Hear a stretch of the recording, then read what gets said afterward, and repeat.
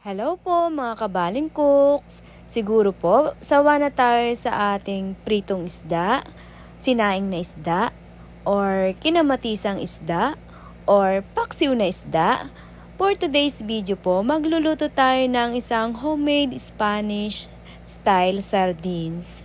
Para po sa ating mga kakailanganin, meron tayong bawang, bay leaves, paminta, green olive, pickles, oyster sauce, olive oil, carrots, at syempre di mawawala ang ating isda.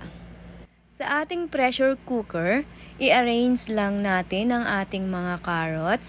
Nilagyan ko pa yan mga kabaling cooks ng design para naman mas magandang tingnan. Kapag na-arrange na natin ang mga carrots, sunod na natin i-arrange ang ating mga isda. Ilagay na rin natin ang ating green olive, ating bawang. Medyo ikalat lang natin ang ating mga bawang para malalagyan ng lahat ng mga isda. Ilagay na din natin ang ating dinurog na bay leaves. Joke lang po yun mga kabaling cook, sadya na pong durog kasi tira-tira na lang.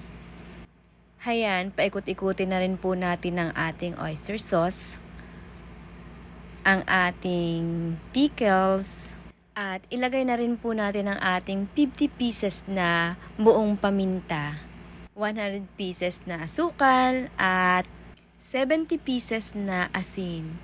Lagyan rin natin ng isang timbang olive oil. Mas marami, mas masarap, syempre. Syempre, lalagyan rin natin ng tubig. Mga kabaling cooks, pantay lang po ang ating tubig sa ating mga isda. Okay mga kabaling cooks, ready to cook na. 1 hour po nating pakuluan ng ating gagawing homemade Spanish sardines. Thank you! See you next post!